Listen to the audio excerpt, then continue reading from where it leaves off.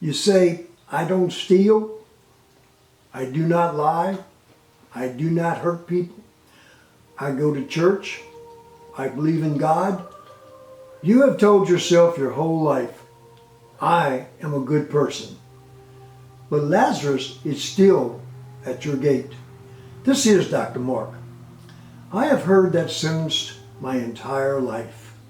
I am a good person. People say it with confidence.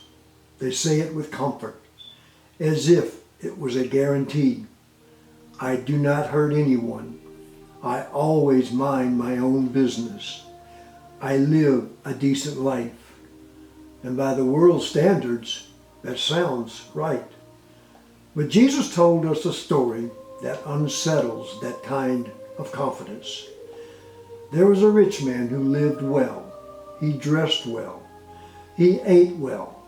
He lacked nothing. And at his gate lay a poor man named Lazarus, hungry, sick, covered in sores, longing for scraps from the table. The rich man did not beat him, nor did he curse him. He did not have him thrown out. He simply walked past him. That story has always troubled me, not because of what the rich man did, but because of what he didn't do. He was likely respected, likely considered good, likely religious, yet he had trained himself to step over suffering without letting it touch him. And that is where this becomes personal. I have seen broken animals on roadsides that dozens of cars have passed by before they stopped. I have seen chained dogs left in heat and cold while neighbors said, "It's not my place, not my problem." I have seen suffering so normalized that it no longer even sparks discussion. And I have heard the same words again and again. I am a good person. But Lazarus is still at your gate. In Luke 16, Jesus makes it clear that after death, the rich man understood something too late. The roles were reversed. Comfort was no longer his, and he realized that ignoring need does not excuse us from responsibility. He wasn't condemned for theft. He wasn't even condemned for violence. He was condemned for his indifference. That is heavy, because indifference feels harmless. It feels neutral, but it shapes the soul. There's another story Jesus told, the Good Samaritan. A wounded man lay on the road. Two religious men saw him and passed him by. They had reasons, they had schedules, they likely had important duties, but they passed by. And one outsider stopped. Compassion interrupted him. Compassion cost him something. Compassion required action.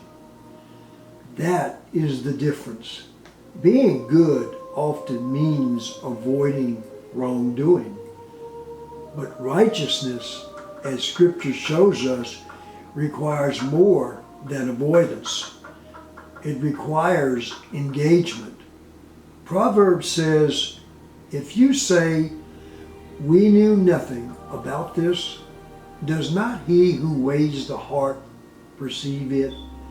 God does weigh the heart, not just our criminal record, not just our church attendance, not just our words.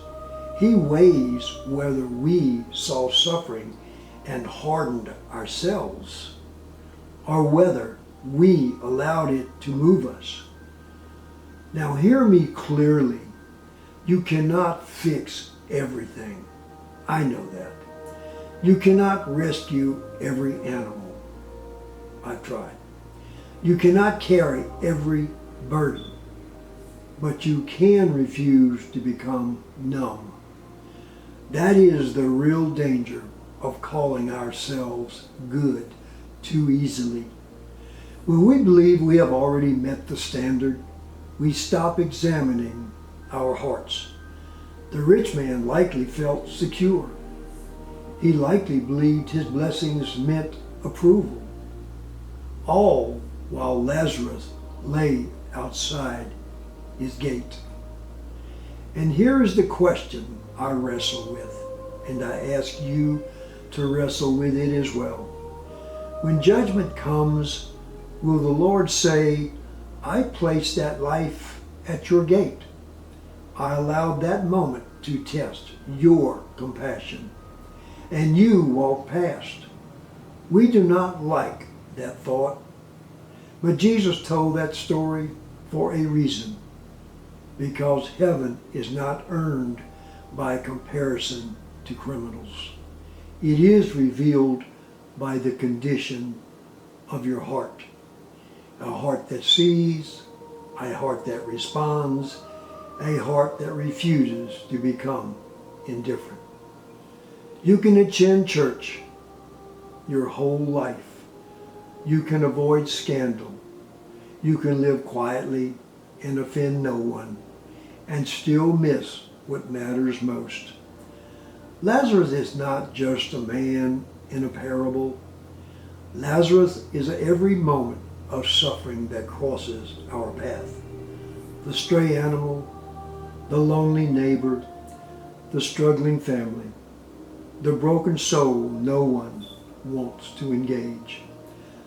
The gate is wherever you stand, and the question is simple. Will you step over or will you stop? Being good is easy. Being compassionate costs something. But compassion is what reflects the heart of Christ.